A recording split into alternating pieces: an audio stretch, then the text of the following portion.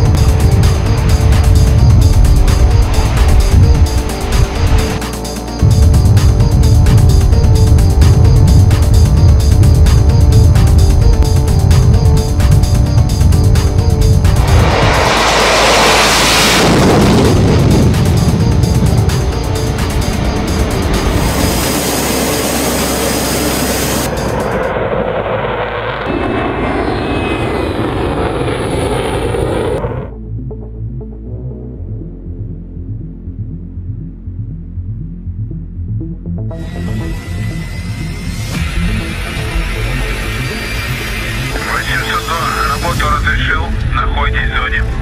Разрешили.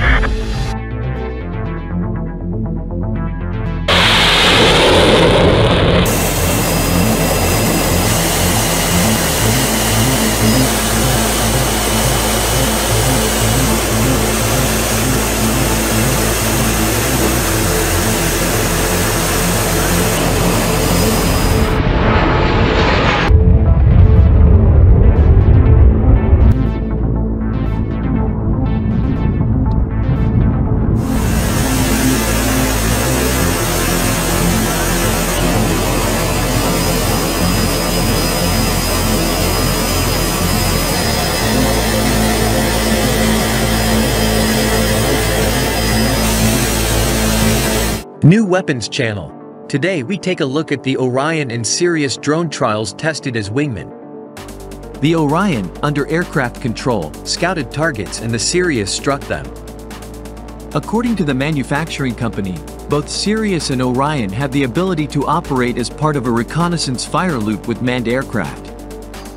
A reconnaissance fire loop in aviation refers to a group of aircraft with assigned responsibilities between them. Some scout targets, others strike them, and others coordinate the actions of the former and the latter.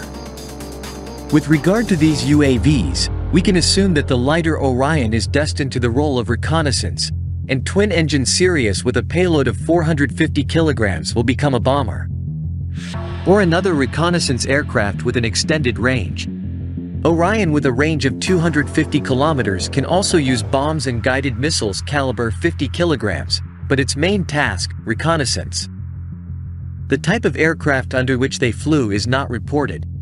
New weapons. Aviation experts unanimously concluded that the Russian fifth-generation Su-57 fighter, with all-angle deflectable thrust vectoring, is damn good looking. Noting that the plane looks simply killer. The manufacturer's press service said the spectacular appearance of the Russian fifth-generation Su-57 fighter jet is not due to a desire to make a striking design, but to the design features of this latest machine. The impressive look of the Su-57 is not just a design, but a consequence of the fighter's unique architecture. The airframe is based on an integral layout, which, together with the thrust vectoring engines, gives the machine impressive maneuvering characteristics.